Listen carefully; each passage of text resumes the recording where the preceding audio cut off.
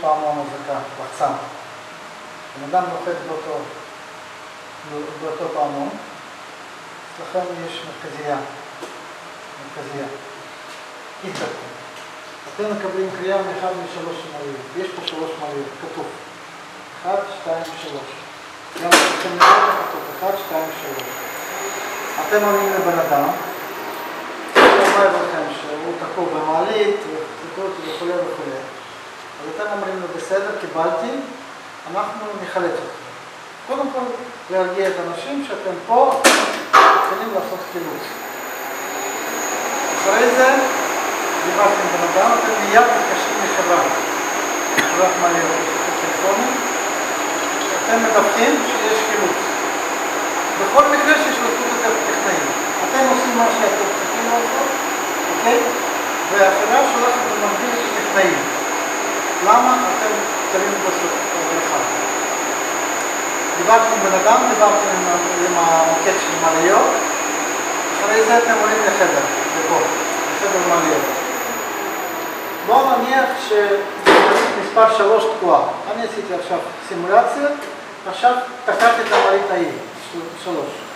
אתם מקבלים קריאה ממעלית 3, אוקיי? כשאתם נכנסים לחדר,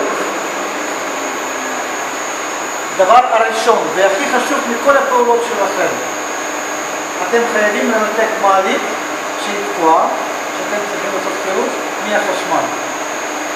זה דבר ראשון והכי חשוב. עוד פעם, אני מדגיש את זה. נכנסים לחדר, לפני שאתם עושים משהו, אתם חייבים לנתק מעלית מהחשמל. אצלנו תקועה מעלית מספר 3, נכון? אוקיי. פה יש לנו אותו דבר, מעלית מספר 1, 2 ו-3, כתוב. איך מנתקים? יש פה כוח מעלית. כוח מעלית של מעלית מספר 1, כוח מעלית מספר 2, כוח מעלית מספר 3. הכל כתוב בפירוש. סוגרים. עכשיו אני נתקתי מעלית מהחשמל. עכשיו אני רגוע, אני יכול לעשות. למה? זה חשוב מאוד, מכיוון שאתם עולים למעלה, מתחילים, אתם עכשיו תראו, לעשות חילוץ, ויכול להיות באותו רגע או שמעלית עושה ריס את עצמה, או שחשמל חוזר, המון סיבות. מעלית פתאום מתחילה לנסוע, ולא עם הידיים. אתם מבינים? אז קודם כל, לנתק מעלית מהחשמל. זה דבר ראשון. דבר שני. כשעשיתם את זה, אתם חייבים להרגיע את האנשים שנמצאים בפנים. עד שאתם עליתם, הם לבד, הם לא יודעים מה קורה. אותו מעלית יש פה, אבל פה ונפרד לכל המעליות. שם מרכזייה. פה לכל המעלית יש טיפול שלו.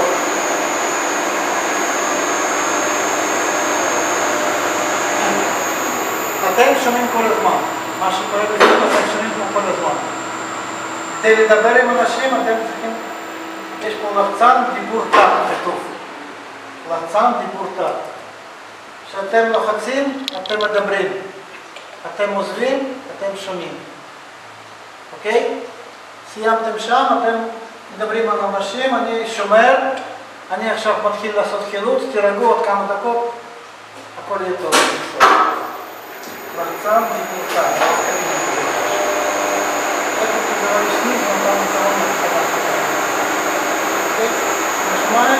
אני שומר, תירגעו, תעשה חילוץ. דבר ראשון, נכון? Да, это очень. Ну, сейчас слышишь, что там происходит. אפשר לעשות אך ורק, שמעלית נמצאת בדיוק בקומה, הקבינה נמצאת בדיוק בקומה. אם מעלית בין הקומות, פותחים דלתות, רואים את פיר של המעלית. אז עוד פעם, חילוץ עושים אך ורק שמעלית נמצאת בקומה. איך אנחנו יודעים באיזה קומה, לא משנה באיזה קומה מעלית נמצאת, רק שמעלית תהיה בקומה, לא משנה באיזה קומה, רק בקומה. איך אנחנו, מה הסימן שמעלית נמצאת בקומה? בואו נעשה דוגמה.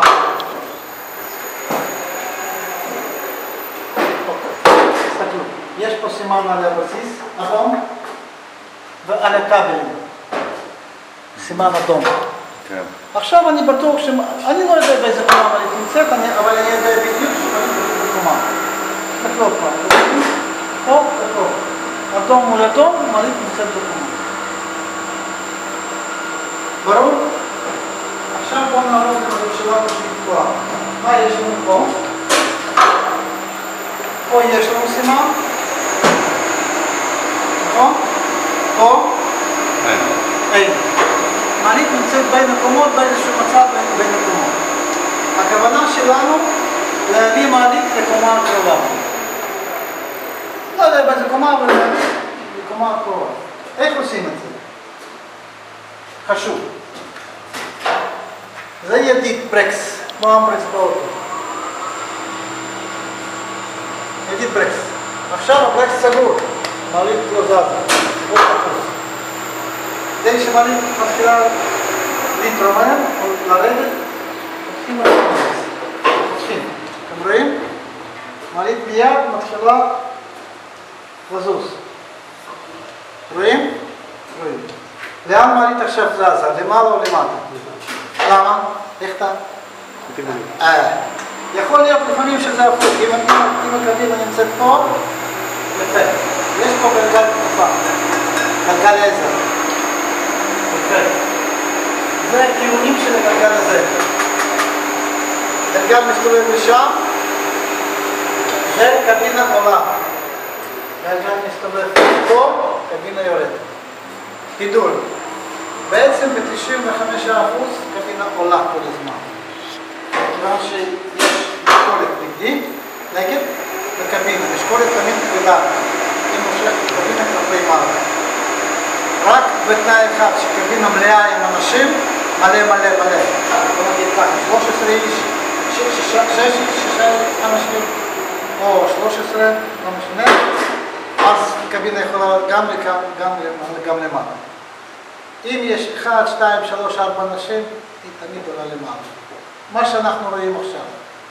אני פותח את הברק. קבינה עולה. אוקיי. אז ככה, פותחים את הברק ברגיעות קטנות, לא הרבה. כיוון שאתם צריכים גם להסתכל על עם סימן להתקרב, שאתה לא תעבור את הקומה. אם אתה עברת את הסימן, עוד פעם, אתה פותח דלת, אתה לא רואה את רק דלת. נגיעות, אני פותח, אני אחרי שסימן מתקרב.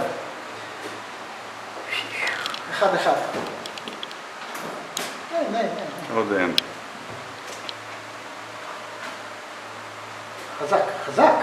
חזק, תמשוך. הופ, יפה. זה כל החוכמה. מעשי. עוד. די, לא, נגיעות אמרת. איזה 10 סנטים. אחרת אתה יכול לפספס את הסימן. תמשיך. תפתח חזק. יפה. אני יכול לעשות? כן. עכשיו, אתם בטוחים שעכשיו, אם אנחנו פותחים את הדלת, אז הכל טוב, הכל בסדר.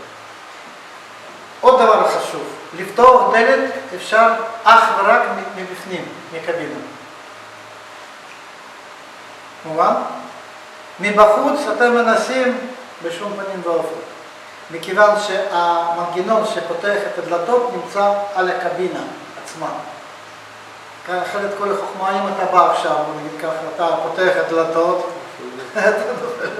אתה לא יודע. פה אתה בטוח שיש מעלית בדיוק בקומה. אז כל החוכמה שפותחים רק מבפנים. אתם בטוחים שמעלית בקומה, אז אחרי זה אתם מבקשים מאנשים שנמצאים בתוך הקבינה, שהם יפתחו את הדלתות.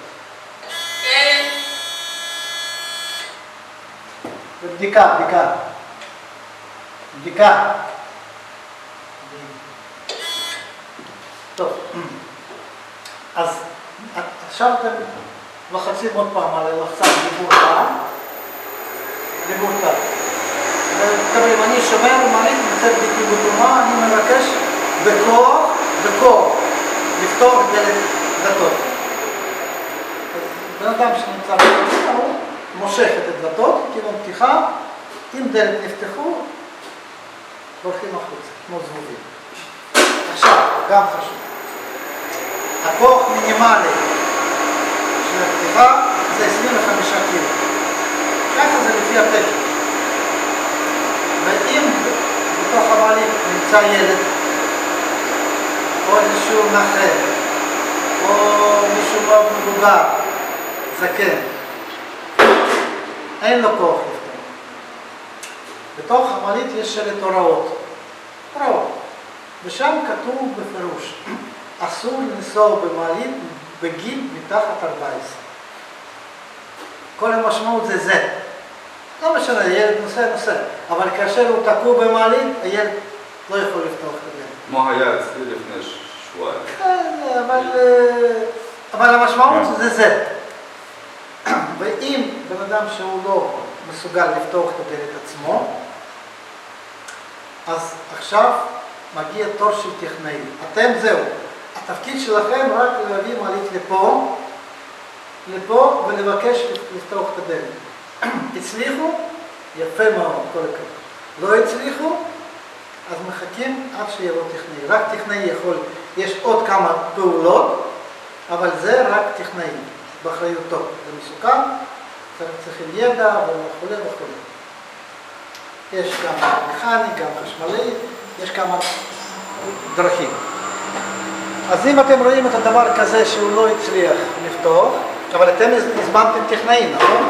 לפני שאתם עליתם לפה. אז אתם מפה שוב פעם מרימים טלפון ומבררים איפה טכנאי, ועוד פעם דגש, יש ילדים בפנים, יש אנשים קטנים שהוא יתדרס קצת טכנאי. ואתם כל הזמן פה.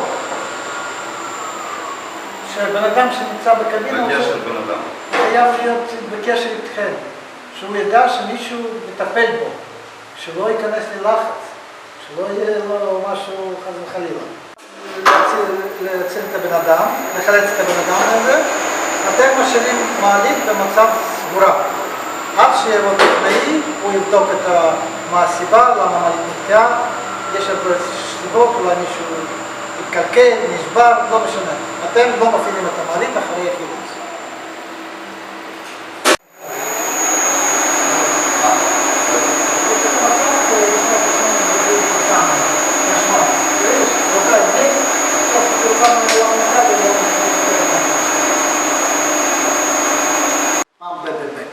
ומעלית מתחילה לנסוע במהירות יתר של 15% מעל מהירות נומינלית, אז הדבר הזה הוא בודק את המהירות של המעלית. המתקן הזה בודק מהירות של המעלית.